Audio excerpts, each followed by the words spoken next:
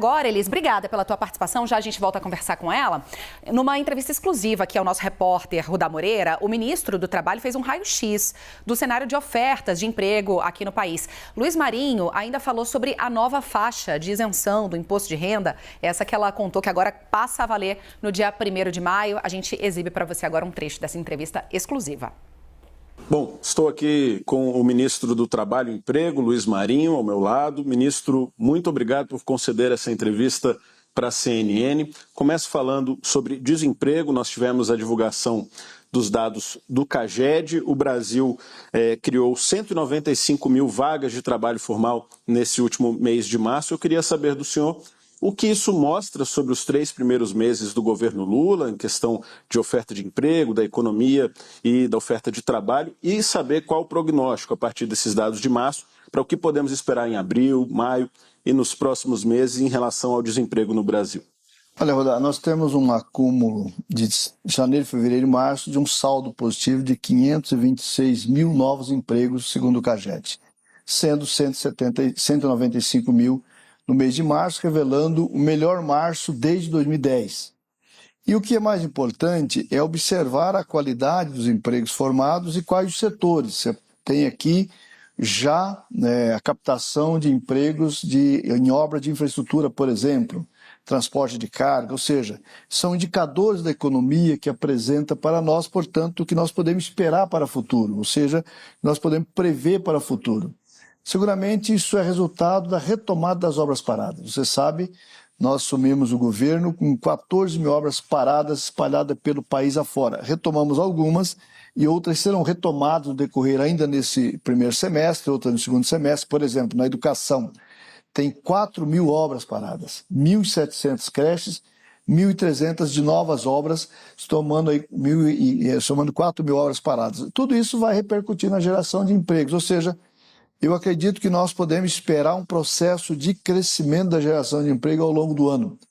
Resta a gente pedir lá para o cidadão lá do Banco Central para dar aquela colaboração, porque juros altos, no patamar que nós nos encontramos, é impedir que o ritmo que possa funcionar a economia, o ritmo que nós podemos gerar empregos, pode ser muito maior do que nós estamos tendo agora.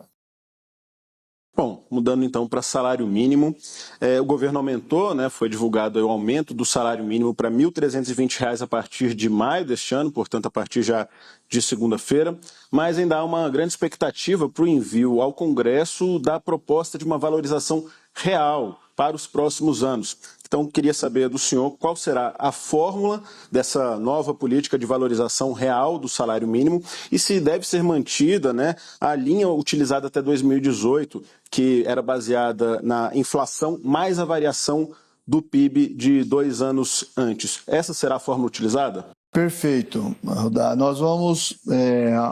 o valor para esse ano, a partir de 1º de maio, é 1.320, conforme você registrou, que irá por medida provisória para valer a partir de 1º de maio, a partir de segunda-feira, e a valorização, a política de valorização permanente do salário mínimo irá por projeto de lei, que tem o ano para tramitar, para valer a partir de janeiro de 24. E a forma é a inflação mais o PIB consolidado. Exatamente a mesma forma que funcionou durante o governo Lula. O senhor acredita que vai ser aprovada facilmente essa proposta no Congresso? Olha, eu creio que o Congresso terá sensibilidade para avaliar. Evidente que neste momento aqui você tem o arcabouço que está tramitando, esperamos que o Congresso aprove e na sequência possa aprovar o salário mínimo e tantas outras coisas que o Congresso terá a responsabilidade de avaliar. Por que eu acho que o Congresso terá sensibilidade? Porque todas as teses relacionadas ao salário mínimo foi bastante avaliada no passado. Tinha teses que o salário mínimo, no aumento real, poderia impactar na inflação, poderia impactar em desarranjo do mercado, poderia impactar na despesa da Previdência, enfim, você tinha um conjunto de teses que diziam que poderia ser danosa para a saúde da economia. E todas essas teses foram derrubadas pela prática desta política durante o governo Lula-Dilma. Mesmo os estudiosos intelectuais que no passado falavam que não poderia funcionar, a avaliação desse momento, que nós buscamos fazer essa escuta nas universidades, os especialistas, eles falaram, revelou-se uma boa política. Nós estávamos enganados na avaliação. Portanto, eu creio que o Congresso terá sensibilidade para aprová-la. Ministro, mudando um pouco de assunto, o senhor tem tido um papel aí nesses 3 primeiros meses, já no 4º mês de governo, de aproximar um pouco o governo dos sindicatos também. O imposto sindical deixou de existir depois da reforma trabalhista de 2017 e o assunto, inclusive, está sendo discutido no Supremo. O governo analisa alguma alternativa para retomar alguma forma de financiamento dos sindicatos? Olha, o imposto sindical, da forma que funcionava no passado, não deve voltar. Não acredito que volte, nem por decisão do Judicial e nem por decisão do Congresso Nacional. O que o governo tem compromisso é analisar o seguinte: um processo democrático é muito importante que as entidades representativas representem, seja forte, tenha representatividade. É muito importante os sindicatos funcionarem bem. Portanto, eu acredito que é possível pensar uma legislação junto com as revisões em relação à reforma trabalhista que estamos construindo em forma tripartite com empresários e trabalhadores, estimulando o entendimento entre eles para oferecer ao Congresso Nacional uma resolução madura que busque criar a condição de retomada do fortalecimento dos sindicatos, porém valorizando a participação dos trabalhadores em assembleia, ou seja, estará tudo submetido ao crivo da decisão dos trabalhadores. Ministro, para finalizar a nossa entrevista, um último assunto. O presidente Lula, até como promessa de campanha, falou muito em aumentar a faixa de isenção do imposto de renda. O governo estava estudando uma proposta, queria saber do senhor.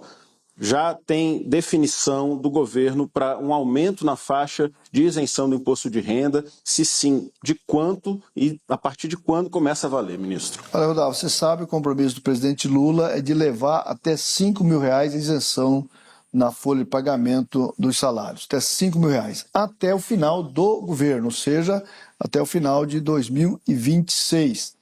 Portanto, essa é a primeira etapa do cumprimento deste compromisso. Quem ganhar dois salários mínimos, ou seja, 2.640, não terá retenção na folha de pagamento de nenhum centavo de imposto de renda.